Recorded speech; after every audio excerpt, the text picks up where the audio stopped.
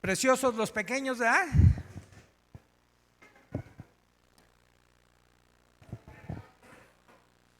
Confiamos en lo que dice nuestro Dios en su palabra, que cuando su palabra sale de su boca, dice el profeta Isaías, no regresa a él vacía, sino hace aquello para lo cual fue enviada. Si así como el rocío riega la tierra y la hace germinar, así es mi palabra cuando sale de mi boca. Así que confiemos en que esto que nuestros pequeños están aprendiendo, memorizando, va a dar fruto en sus vidas.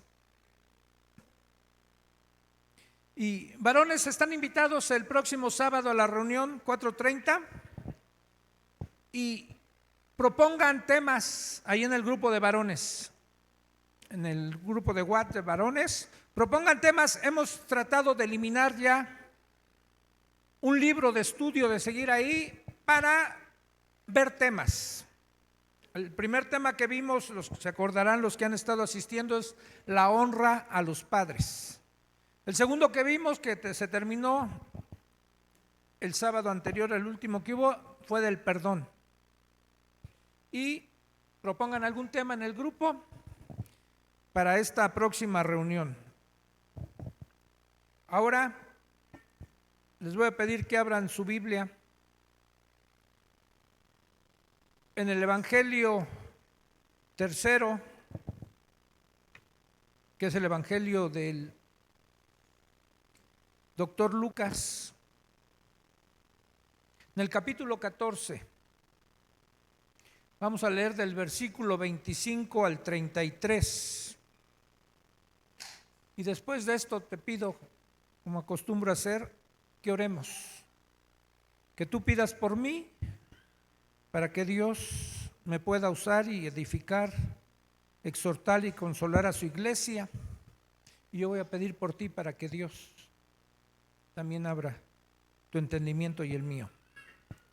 Dice así: grandes multitudes iban con él, con Jesús, y volviéndose Jesús les dijo: si alguno viene a mí y no aborrece a su padre y madre y mujer e hijos y hermanos y hermanas y aún también su propia vida, no puede ser mi discípulo. Y el que no lleva su cruz y viene en pos de mí, no puede ser mi discípulo. Porque ¿quién de ustedes, queriendo edificar una torre, no se sienta primero y calcula los gastos a ver si tiene lo que necesita para acabarla?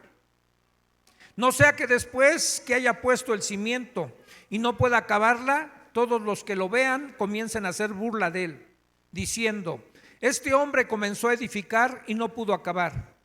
¿O qué rey, al marchar a la guerra contra otro rey, no se sienta primero y considera si puede hacer frente con 10,000 al que viene contra él con 20,000?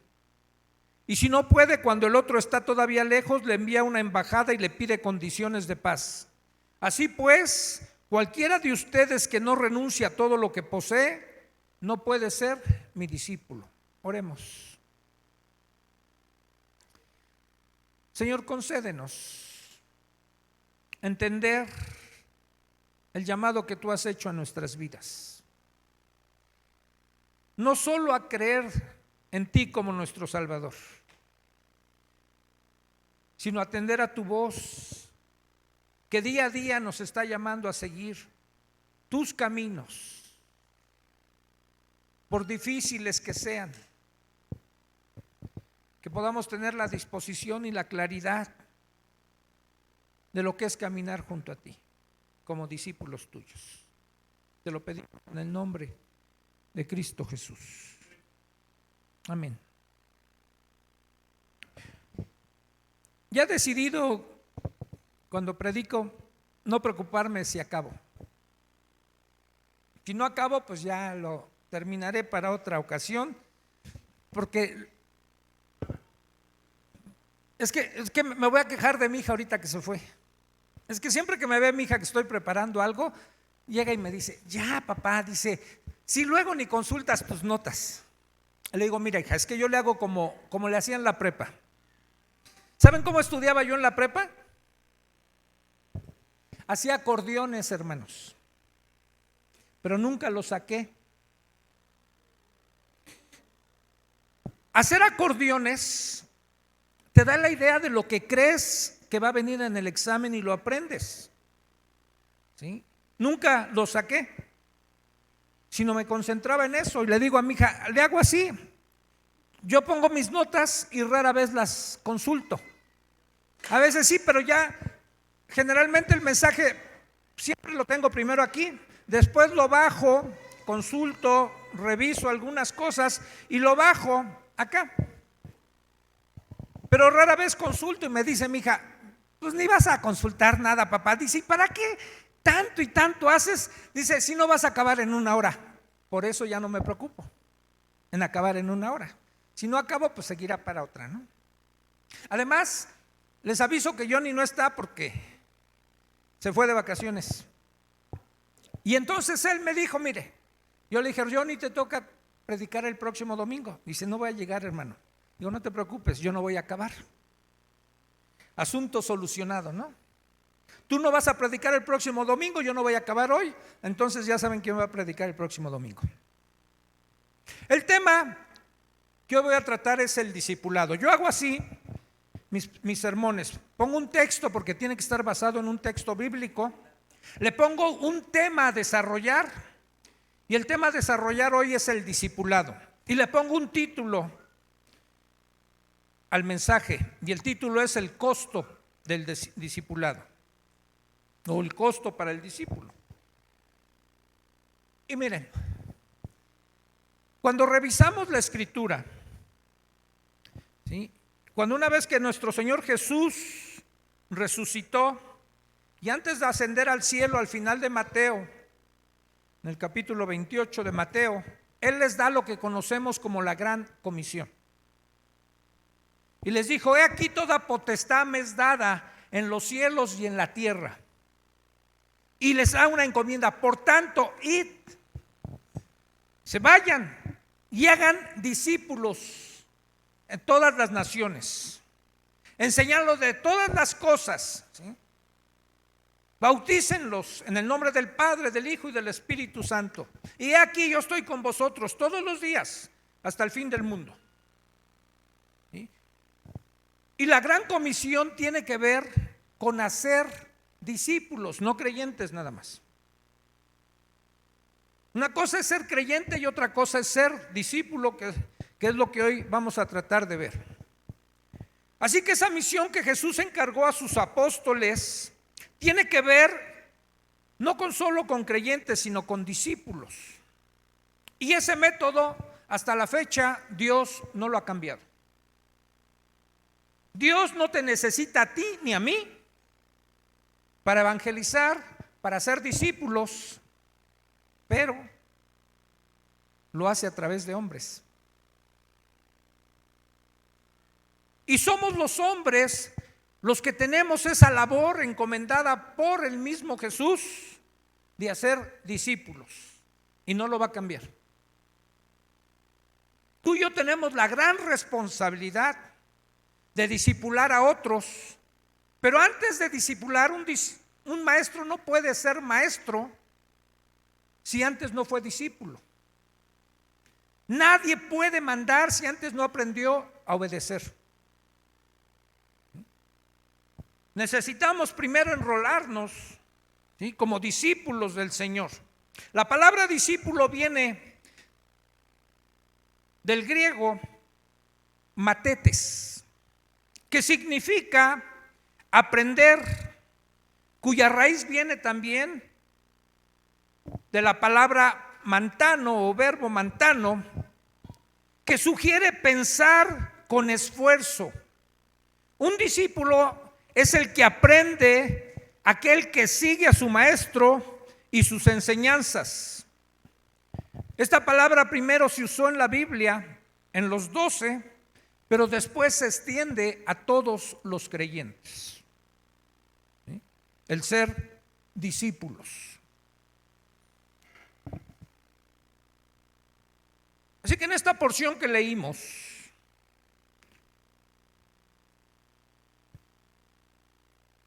Jesús va a hacer algunas advertencias a los que quieran ser discípulos.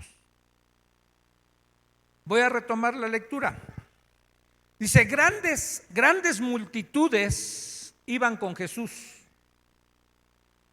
Para este momento en que estamos leyendo el Evangelio de Lucas, se calcula que ya iban como 2 años y medio de su ministerio de Jesús.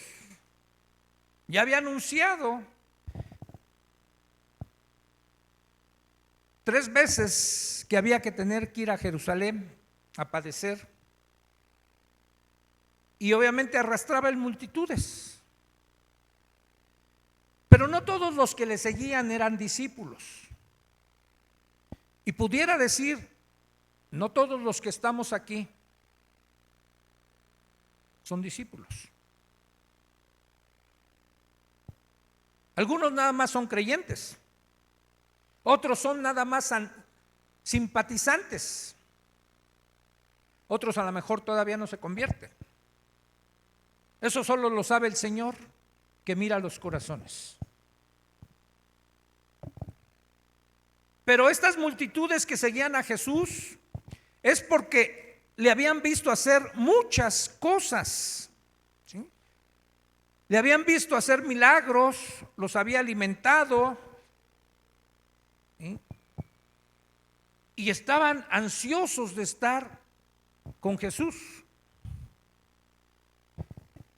Y él, viendo toda esa gente, en ese momento él se detiene y voltea hacia donde está toda esa multitud siguiéndolo y les va a dirigir unas palabras de advertencia.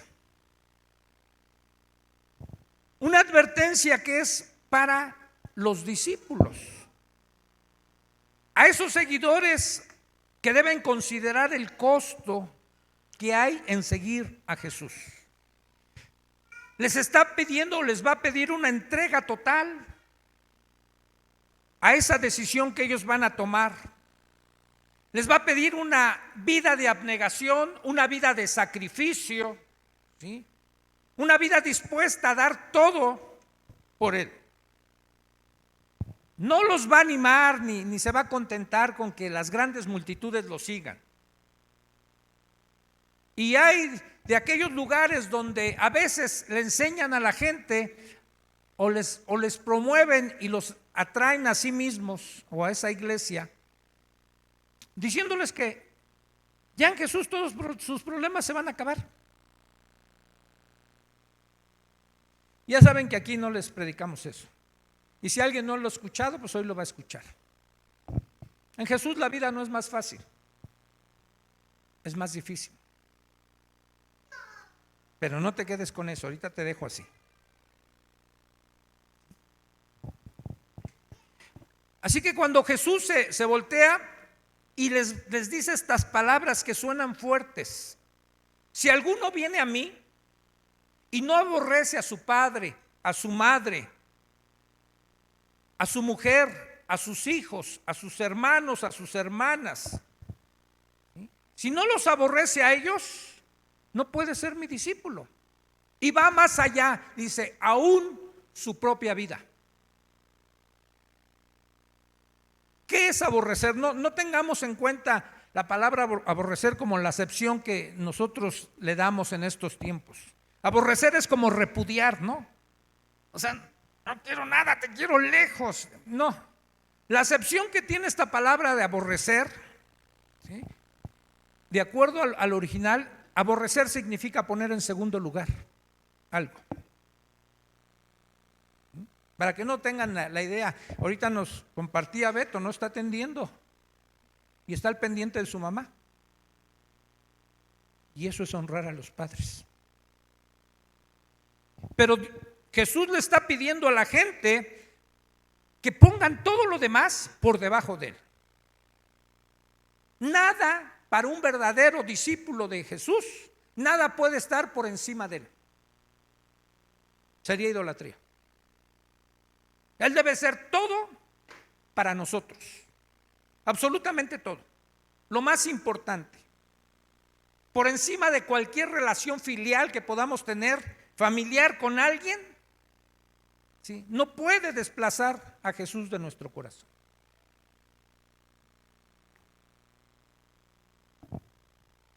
Y aún el valor que tenga nuestra vida?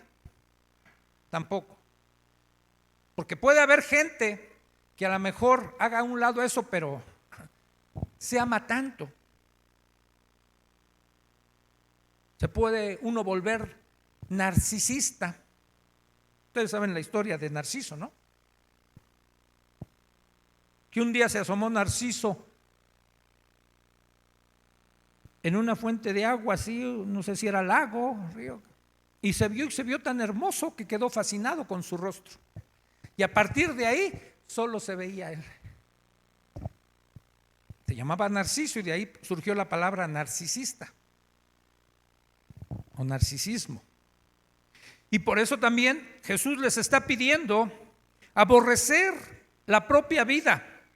Esa sería la condición o el requisito para ser un discípulo de Jesús. Y quiere Él que comprendamos y consideremos las condiciones que implica un discipulado.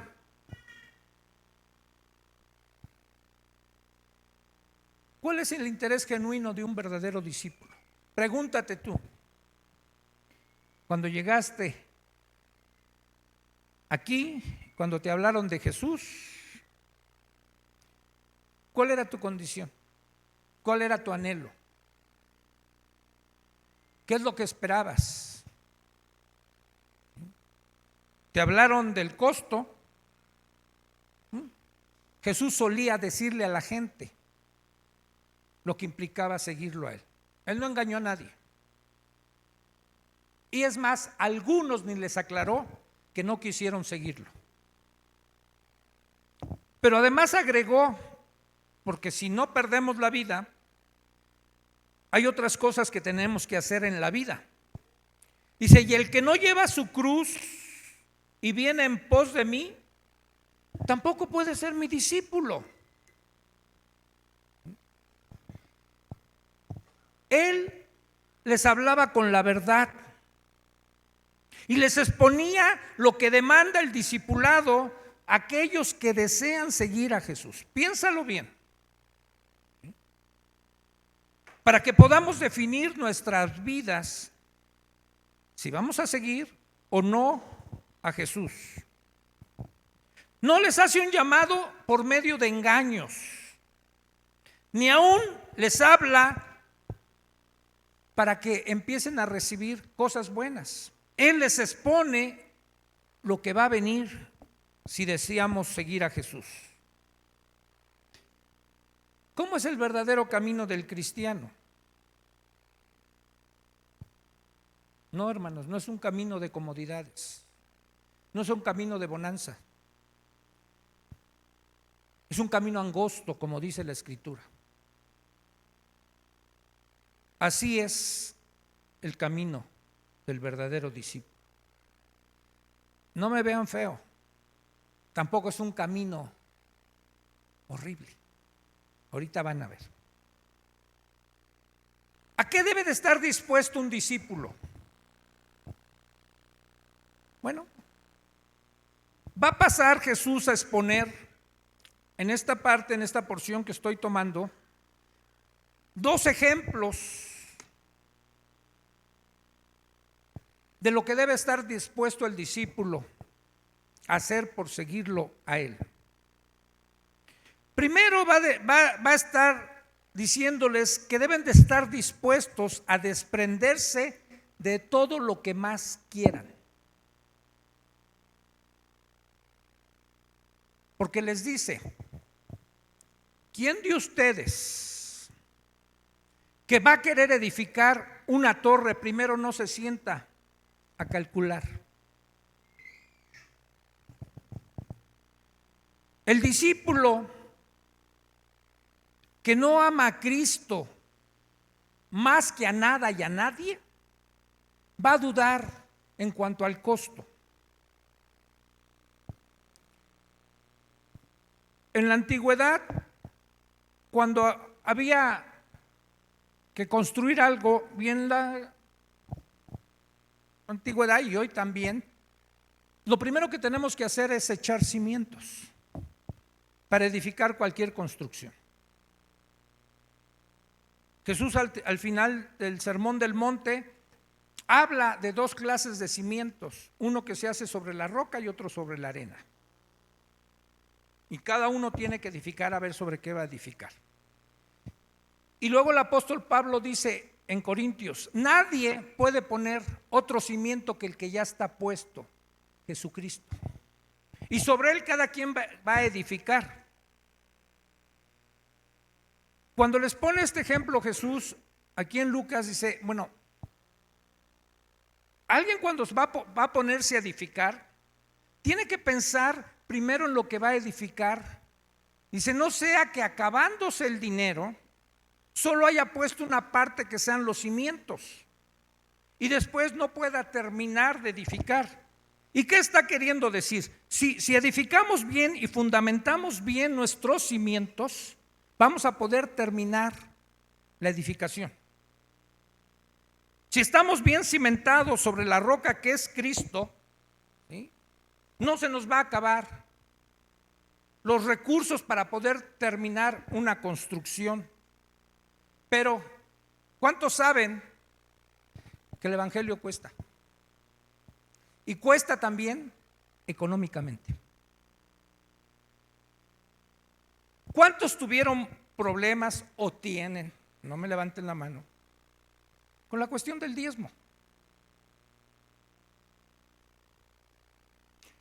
¿Cuántos luchan por diezmar, por ofrendar, por dar a los necesitados?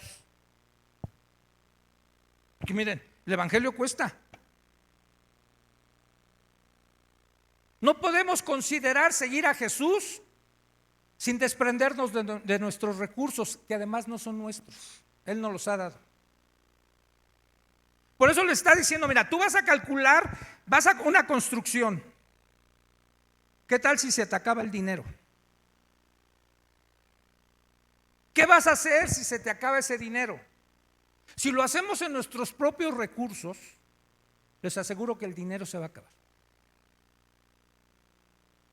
Pero cuando estamos confiando en Jesús para seguir en sus caminos y estamos bien cimentados, vamos a poder terminar la edificación que nos propongamos hacer.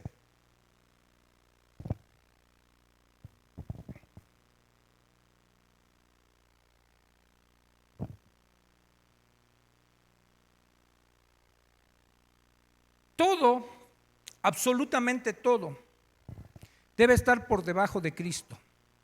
Nada ni nadie puede ocupar el lugar que solo a Él le pertenece. Debemos estar dispuestos a desprendernos de lo que más querramos.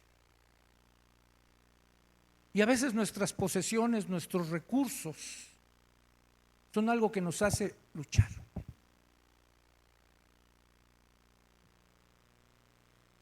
Yo les he comentado algunas cosas de mi vida, algunos adornitos que me descubrieron en los grupos de autoayuda.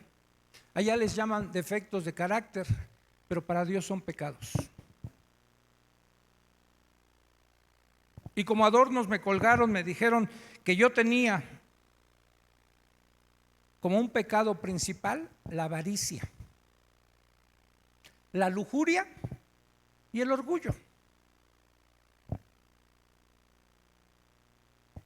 Nada de qué jactarse. Y descubrí, de verdad, conociendo mi vida, cuánto había luchado con las cuestiones del dinero.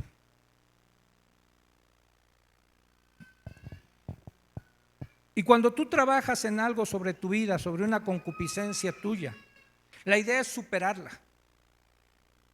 Y que eso ya no sea algo que te afecta a ti y puedas desprenderte de eso.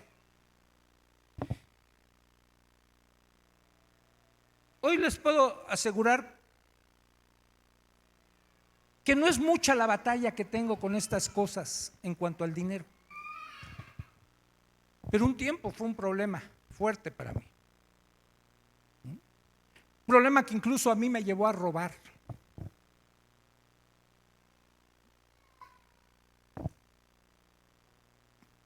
Pero hoy puedo disfrutar de lo que Dios me dio y dar de lo que Dios me permite administrar de Él. Y cuando nos está diciendo aquí Jesús, en función de calcular este costo, debemos estar dispuestos a darle todo a Él.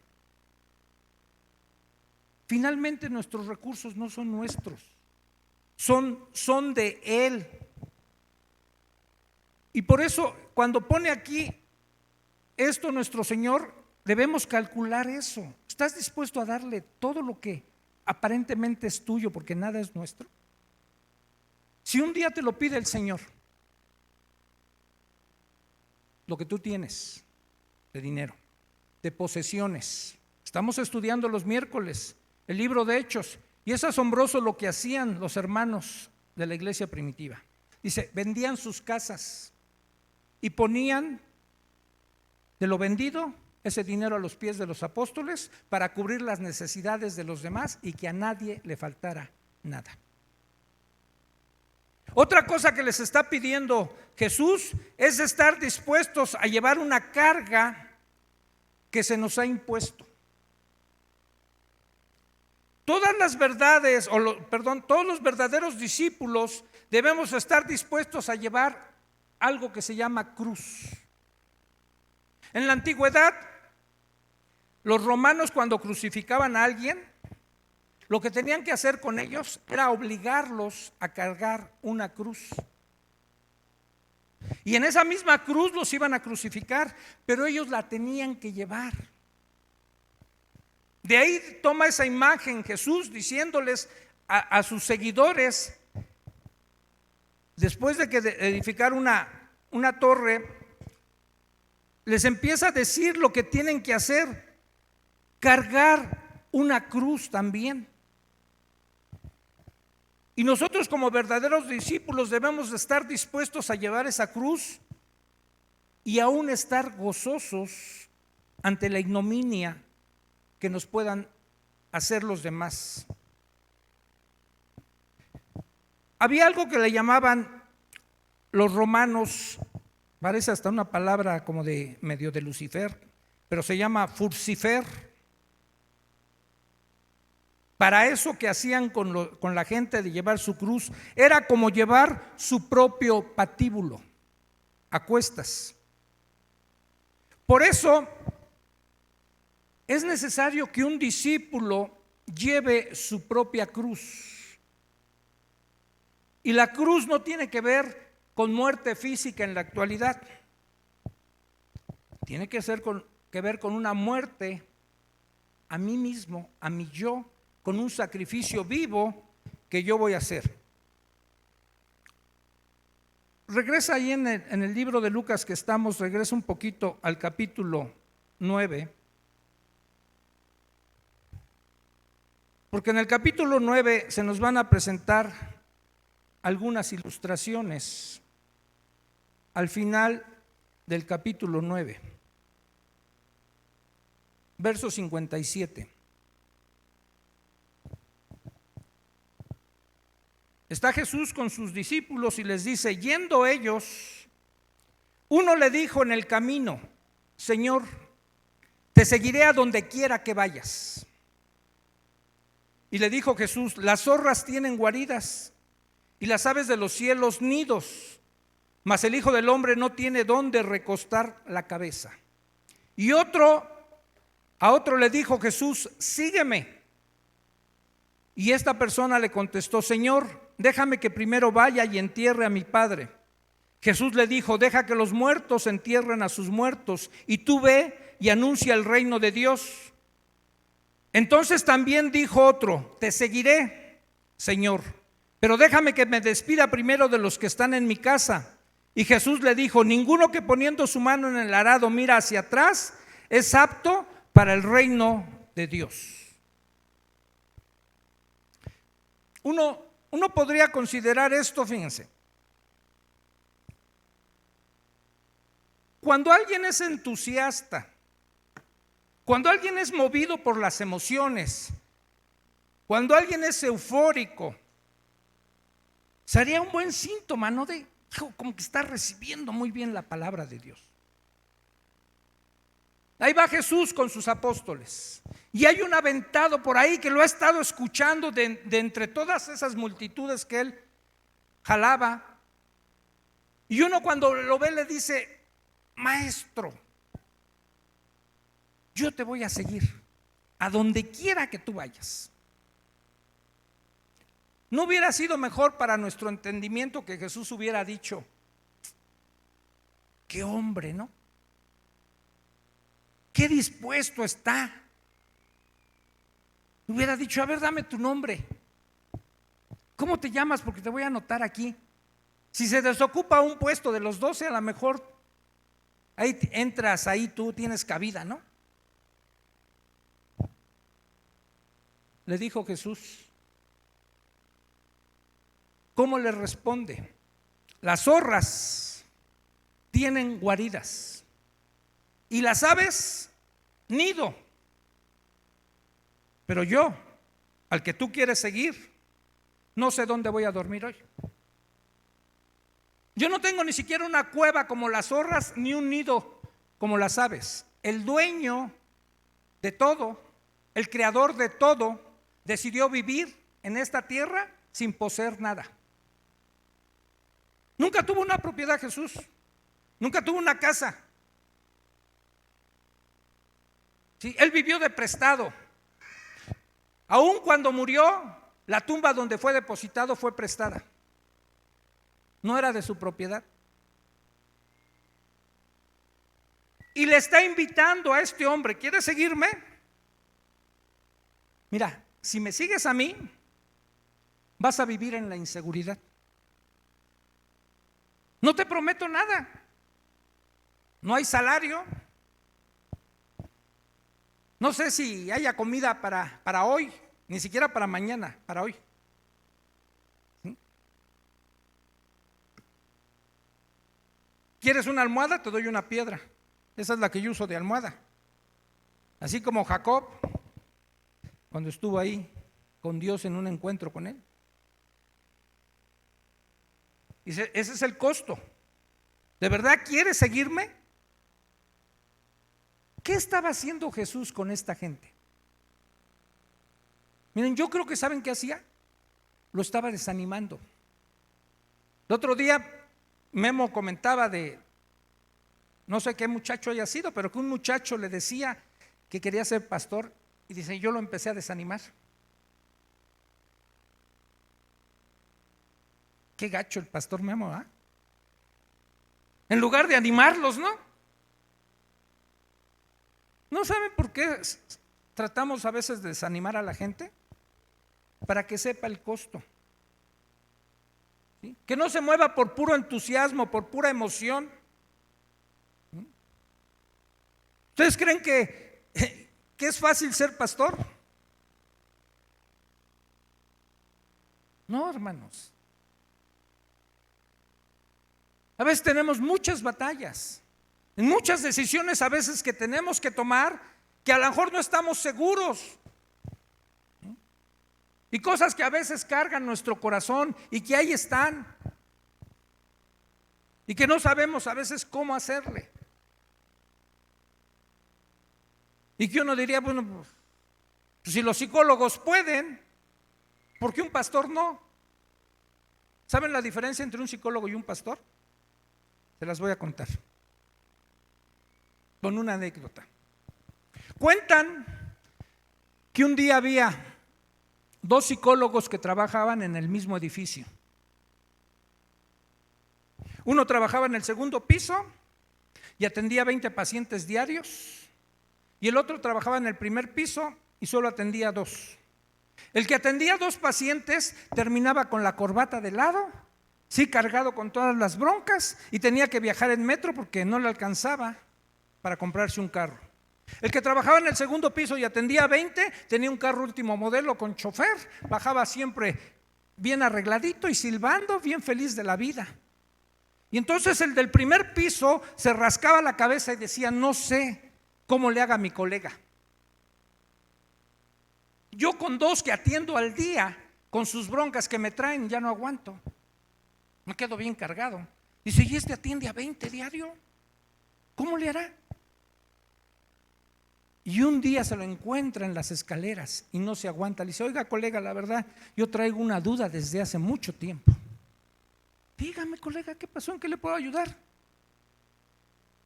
Mire, usted sabe que yo también soy psicólogo igual que usted, pero yo con 2 personas que escucho al día y ando todo deprimido, bien cargado. Y si yo veo que usted atiende a 20, ¿sí? Y baja muy tranquilo, ¿sí? Muy gozoso. ¿Cómo le hace para escuchar a 20 y no sentirse mal? Dice, ¿a que todavía los escucha? El que tenga oídos para oír, oiga. Un pastor no puede hacer eso. Un pastor no puede oír y hacerse como que no oyó. Generalmente ustedes nos dejan cargados con lo que cada uno de ustedes está viviendo, atravesando. Si a lo mejor no visitamos a todos, pero créanme que están en nuestro corazón. Yo decía a mi esposa el otro día, estaba soñando cosas y seguido sueño cosas de la iglesia, pero cosas que están ahí en mi corazón. Hace unos días ella, muy buena onda, me dijo en la noche y me dice, oye, amor, quiero hablar contigo. Y cuando una mujer, hermanos, te diga, quiero hablar contigo, agárrate. Si tienes de esa cama de barandal de fierro, agárrate. ¿Sí? Pero esta vez no fue así, hermanos. Me dijo mi esposa, ¿verdad? Quiero hablar contigo, dice, porque últimamente te he visto como oído, como que estás y no estás, sumamente preocupado. ¿Qué tienes? ¿Qué te está pasando? Y me conoce y no le puedo mentir. Y entonces le abrí mi corazón. Y dije, mira, pues es que hay ciertas cosas en el ministerio. No le dije los detalles, le digo, pero pues me cargo por esto, por esto, por esto, por esto, por esto y por esto y por esto. Dice, sí, es que a veces estamos comiendo y de repente tú estás en otro lado. Dije, pues gracias por decírmelo, porque ahora voy a tratar de concentrarme más en donde estoy. No es fácil hacer a un lado esas cosas, pero Jesús no le dijo a este hombre entusiasta, ¿sí?, lo que podía enfrentar. Lo empieza a desanimar, empieza a decirle pequeñas cosas. ¿De verdad quieres ser mi discípulo? ¿Quieres seguirme? Ok, vas a renunciar a todo eso. Hoy a lo mejor no tenemos un lugar, no nos abren una casa donde descansar. ¿De verdad los que están aquí quieren seguir a Jesús? ¿Cuántos de los que están aquí, no me levanten la mano, de verdad quieren ser pastores?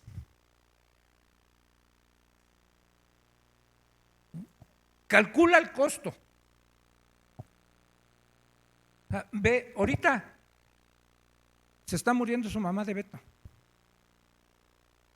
Puede morir en cualquier momento. Y a veces tenemos que estar aquí. No necesariamente tenemos que estar aquí. ¿Sí? De acuerdo, ahorita vamos a ver otro ejemplo, porque aquí viene, y ya lo leí, de aquel que le dice, deja que entierre primero a mi padre y ahorita te sigo, Señor. A veces tenemos que fingir, les decía en la mañana en la clase, que cuando mi hija la mayor se desapareció y se fue y no la vi durante 5 años, mi esposa me dijo, a partir de que se fue Cintia, dice, tú ya no eres el mismo. Algo perdió de brillo tus ojos. Tu forma de ser, de cómo a veces bromeabas, ya no es igual. Algo cambió en ti. Espero que ya lo haya recuperado, porque ya recuperé también a mi hija. Y espero que eso lo haya recuperado. Pero miren, después otro le dice, bueno, este Jesús es el que le dice, sígueme. Como le dijo a varios de sus apóstoles, sígueme. Y me asombra cuando de ellos dice la Escritura, al momento dejando todo, lo siguieron. Dejaron las barcas, dejaron las redes otros, dejaron el banquillo de los tributos, ¿sí? Dejaron las guerrillas otros, ¿sí? Y en el momento siguieron a Jesús dejando todo. Y a este Jesús le propone también, le dice, sígueme. Y él le dice, primero déjame que entierre a mi padre. Y uno diría, parece ser muy cruel lo que Jesús le dice, ¿no? No, deja que los muertos entierren a sus muertos. No quiere decir la Escritura que ya se había muerto su padre. La mayoría de los comentaristas creen que cuando le dice este hombre, deja que primero entierre a mi padre, es que su padre ya era anciano y no le faltaba mucho tiempo para morir. Pero no que estuviera en una condición de muerte como ahorita nos los planteaba Beto de su mamá. No era esa la condición. Digamos, estaba poniendo un pequeño pretexto para no seguir ese llamado que le hacía Jesús, sígueme. Y es que miren, los apegos, los afectos, ¿sí?, nos pueden hacer dudar en cuanto a seguir a Jesús. Los hijos, la esposa, yo tengo que confesar, bueno, no era creyente en ese entonces, pero a mí un día un médico me propuso, un médico director de los centros de integración juvenil, me propuso, de acuerdo a sus estadísticas que tenía de que los centros de integración juvenil, no sé cómo sean hoy, pero en ese entonces dice, no servimos para nada. Dice, de todos nuestros pacientes que llegan, todos se van después de la primera consulta, el 90%. Solo el 10% permanece un año en tratamiento con nosotros. Y de esos todos recaen. Dice, solo tengo ahorita, llevaba ya varios años funcionando los centros de integración juvenil, me dijo, de todos esos que yo he atendido, solo tengo ahorita uno solo que lleva un año sin drogarse. Todos recaen, dice, y estoy desesperado, no sé qué hacer. Dice, y ustedes allá en los grupos les veo tener más éxito. Y yo empecé a trabajar con él en su consultorio en terapias. Él daba la terapia desde la psiquiatría y me decía, ahora tú compárteles tu experiencia. Y llegó a una conclusión que yo también sé que así tiene que ser. Dice, ya me di cuenta que a los drogadictos no los puedes ayudar como yo trato de hacerlo, dándoles una terapia de 1 hora aquí y mandarlos a la boca del lobo, que regresen al ambiente donde están, ¿sí?, con todos sus amigos, y la gente con la que se droga, dice, no van a resistir, van a recaer siempre. Lo que tenemos que hacer con ellos, me dijo, es sacarlos de ese ambiente y proporcionarles otro contexto de vida para que ellos no tengan tanta tentación. Y me dijo, ya pedí recursos al gobierno. Y si vamos a abrir como una comuna, vamos a hacer una pequeña colonia donde vamos a llevar a los drogadictos. El gobierno lo va a pagar todo. Dice, ya te propuse a ti.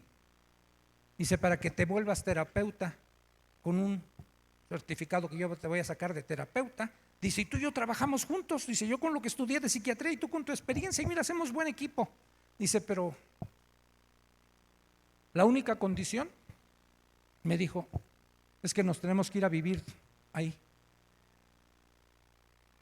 Tenemos que estar viviendo en esa comuna que vamos a levantar, porque nos pueden necesitar a cualquier hora los drogadictos. Y debemos estar dispuestos o disponibles a toda hora, en cualquier momento. No me acuerdo si ya tenía mis 3 hijos o nada más a 2 cuando me propuso eso. Dije, híjole, mi esposa, mis hijos, ahí. viviendo ahí. Mi esposa ya había enfermado. Y en ese momento le dije, no. Te va a dar un salario el gobierno. Le digo, no. Entendía que tenía otra responsabilidad con mi esposa y con mis hijos. Pero va a llegar un momento en que Dios a lo mejor nos pida algo así.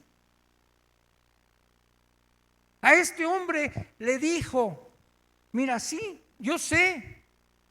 Y eso, hay un mandamiento que mi mismo Padre dio, honra a tu padre y a tu madre. Y tú quieres cuidarlo, ¿sí?, hasta que se muera. Pero le está diciendo, mira, va a haber alguien que lo va a enterrar, no te preocupes. Va a haber alguien que lo va a atender. Tú ven y sígueme. Sígueme a mí. Y el tercero también se ofrece y le dice, te voy a seguir, Señor. Solo deja que me despida, ¿sí?, de mi casa.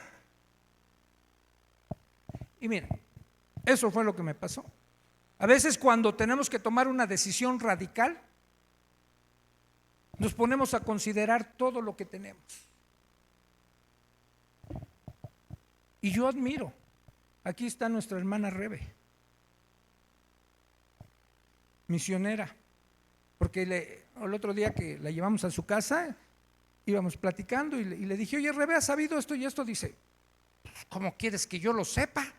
Dice, si yo vivo en Samachique. Ah, pues sí, ¿verdad? Rebe no está aquí al tanto de las cosas que nosotros sabemos. Dejó casa, comodidad, a su hijo, a sus nietos, para estar en la sierra, padeciendo fríos. ¿Cómo están las heladas en invierno por allá? Frías, dice. Pero a veces como 15, 20 grados bajo cero. Y luego los calores, ¿cómo están? En extremo. Y atendió el llamado. ¿Cuesta? Sí.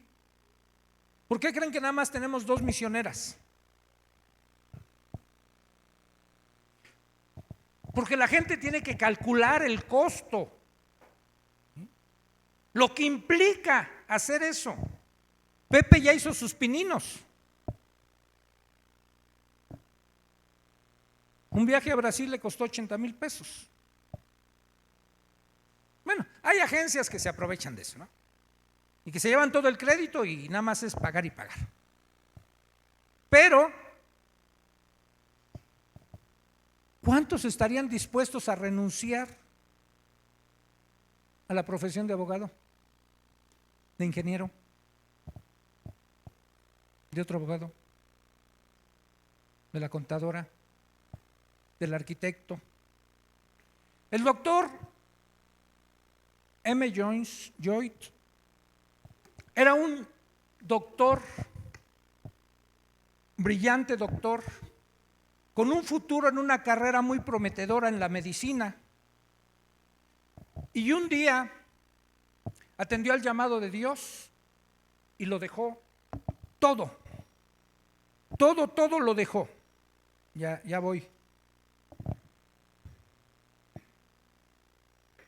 Y cuando alguien se enteró de lo que hizo el doctor Joy Jones, le expresó su admiración al doctor por haber renunciado a esa carrera tan brillante.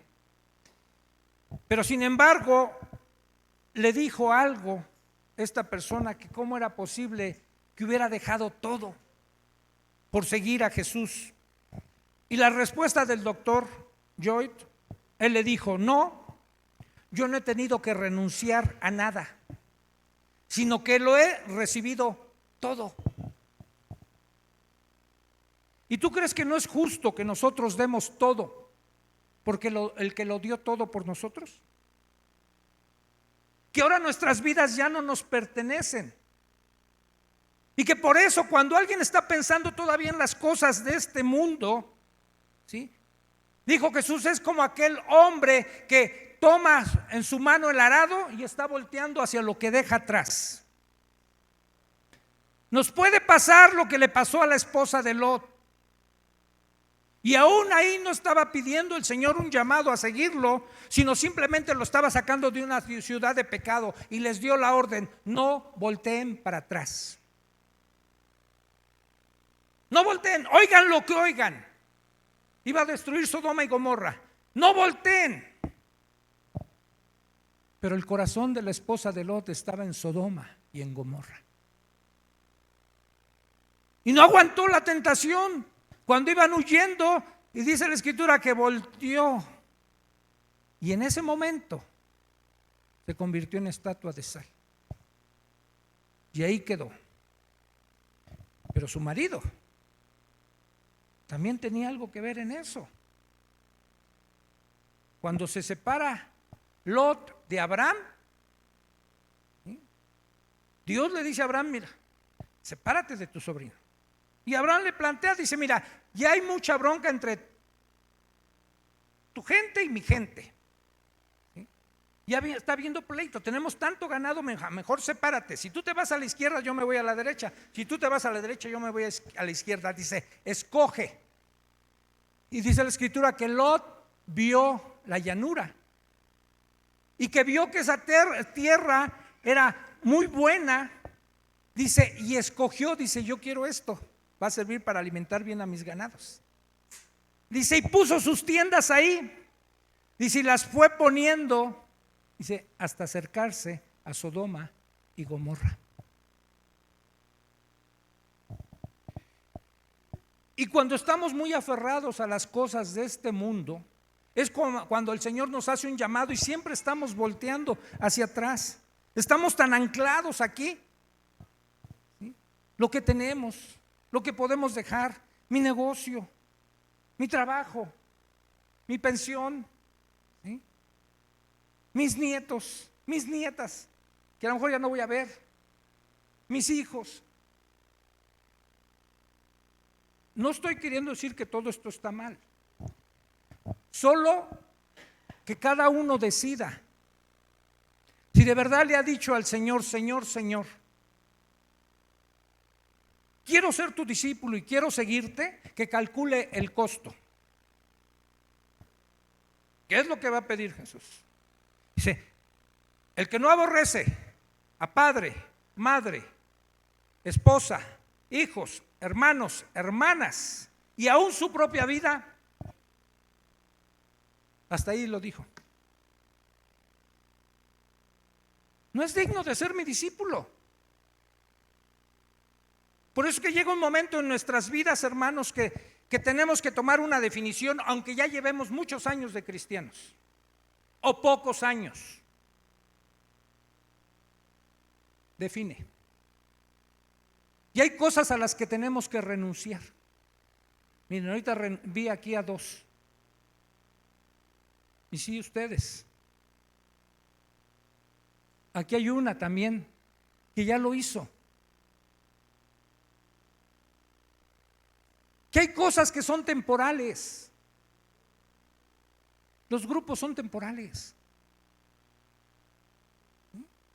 Es Dios el que nos pide a veces que nos definamos. Como Silvia.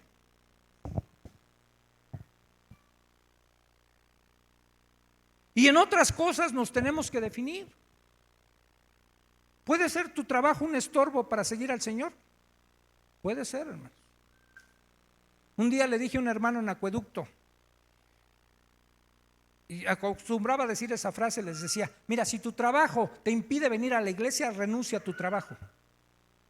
Y ese hermano, de repente le cambiaron el horario y le dijo a su jefa: es que ¿sabe qué? Que no puedo con ese horario, yo tengo que ir a mi iglesia. Dice: pues no, este es tu horario. Aceptó, renuncio. Y que renuncia, dice: es que yo lo oí decir a usted que si mi trabajo me impedía venir a la iglesia, que renunciara, y renuncié. En momento tragué saliva, dije: híjole, ¿para qué ando abriendo la boca así? Pero después le dije a él, sin que le comentara lo que estaba pensando, le digo: Dios va a bendecir esa decisión que tomaste.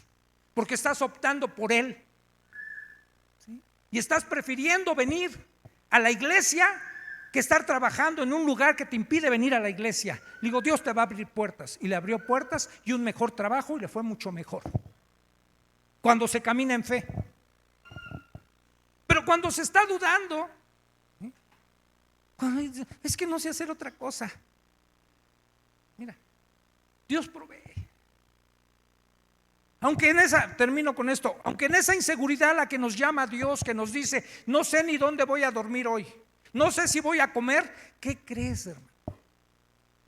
En la inseguridad a la que Dios nos llama está nuestra total seguridad.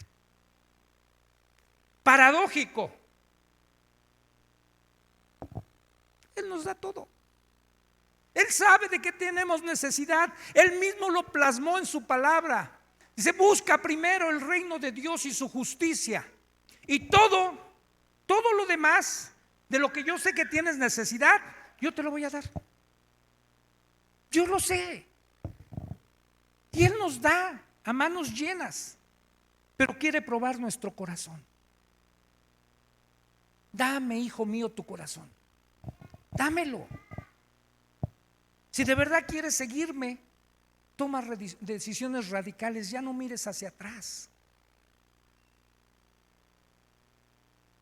Eliseo, el discípulo de Elías, cuando pidió una doble porción del espíritu de Elías, y el espíritu le dijo, no te separes de Elías. Si quieres recibir eso que estás pidiendo, no te separes de él, porque si te separas y Elías se lo llevan, no vas a tener esa bendición. Pues no lo dejaba, yo creo, ni cuando iba al baño, lo acompañaba, ¿sí? Y cuando el Señor se lleva o le está pidiendo más bien Elías a Eliseo que lo siga, parece ser que hace la misma petición que este hombre que quería seguir a Jesús. Le dice, deja que me despida de mis padres, de mi casa, y te sigo. Pareciera ser que es la misma petición, ¿o no? Pero Dios conocía el corazón de cada uno. ¿Por qué a este hombre le dice, mira, ninguno que pone la mano en el arado y voltea para atrás es digno del reino? Y a Eliseo no, porque Eliseo exactamente fue a hacer eso, nada más despedirse. ¿Y qué hizo? Tenía sus animales con los que trabajaba, con los que araba el campo, y tenía una yunta para ellos. Dice que con la yunta, partió la yunta, hizo leña, mató los animales que era su sustento de su trabajo, y los ofreció en sacrificio a Dios, y se desprendió de todo y siguió a Elías. Y nunca más regresó a su casa, sino formó escuelas de profetas, tuvo una doble porción y decidió seguir. No termino, pero quiero que te lleves en tu corazón y que hables con Dios y le preguntes a Dios si de verdad tú estás dispuesto a seguir el llamado que Él te está haciendo. No importa los años que llevemos aquí. Llega un momento en que Dios nos vuelve a redefinir. Estamos parados en este tiempo, cada quien con los años que tenga. ¿A qué cosas todavía nos hemos aferrado? ¿Qué cosas todavía son un estorbo para seguir a Jesús? ¿Qué cosas necesitamos componer? Esposas, están llevando su cruz de someterse a sus maridos, de obedecerlos, ¿sí? De no ser esa mujer necia que con sus manos destruye su casa. A lo mejor esa es la cruz que pide el Señor, lleva tu cruz. Maridos, ¿son cabezas realmente en sus hogares? ¿O es tu mujer la que te tiene que despertar el domingo para decir, apúrate, vámonos a la iglesia?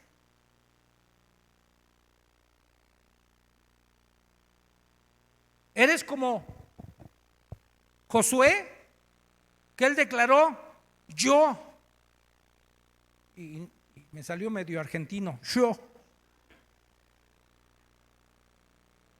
yo y mi casa, para que salga más mexicano, yo y mi casa serviremos al Señor. No le preguntó a su mujer ni a sus hijos si querían servir a Dios. Él sabía que iba a jalar a su familia a servir a Dios. Ese Memo que no dijo mi señora y yo serviremos al Señor. No. Yo, varón, ya ponte los pantalones. Que seas tú, ¿sí? No que sea tu esposa la que siempre te está empujando. Tú llámala a orar, tú llámala a leer la escritura. Por eso a veces nos da pena a los varones aquí que la reunión de mujeres es de 60 y el de hombres llega a 15. Todos los esperamos el sábado. Ponte de pie, hermano. Vamos a orar.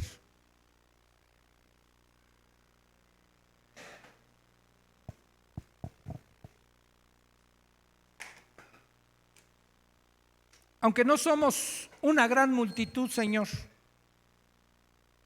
esta es tu iglesia, la comunidad de integración familiar. Y en medio de nosotros sabemos de todo tipo de gentes. Gente creyente, pero que quizás sin compromiso, ni contigo, ni con ellos, ni con la iglesia.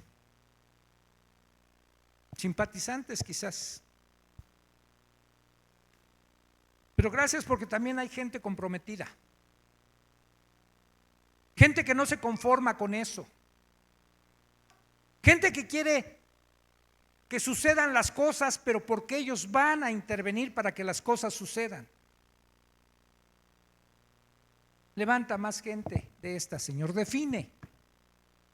Que cada uno de nosotros podamos definir en nuestro corazón. No queremos llegar al día final en que estemos a la puerta de ti y que tú puedas decir, yo no los conozco. No, Señor, queremos escuchar esas palabras. Bien, buen siervo y fiel. En lo poco fuiste fiel, en lo mucho te pondré. Entra en el gozo de tu Señor. Por eso te rogamos, Señor, que todo el lastre que traemos, todo aquello que vamos arrastrando y que es pesada la carga, que podamos desprendernos, como dice el autor de Hebreos. Corramos con paciencia la carrera que tenemos por delante, despojándonos de todo pecado y del peso que nos asedia y puestos los ojos en Jesús, el autor y consumador de nuestra fe. Concédenos, Señor, que nuestra mirada esté puesta en ti y en los cielos de donde esperamos al Salvador. En el nombre de Jesús, Señor, te damos gracias.